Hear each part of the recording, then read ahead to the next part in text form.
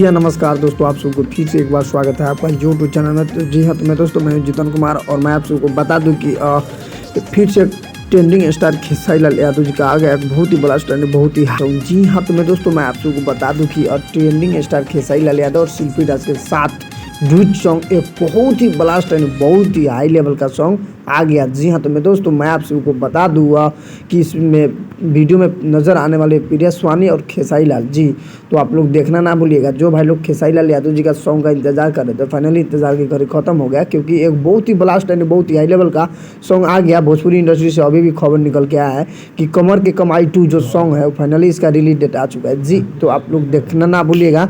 Finally मैं आप सबको बता दूं कि जो ट्रेंडिंग स्टार खेसारी लाल यादव और शिल्पी राज मिल के सॉन्ग हो गए हुए हैं कमर के कमाई 2, इसका बहुत जल्द रिलीज डेट बहुत जल्द रिलीज होगा, जो कि इसका रिलीज डेट आ चुका है। बहुत जल्द हमारे और आप सबको बीच ये वीडियो फुल देखने को मिलेगा।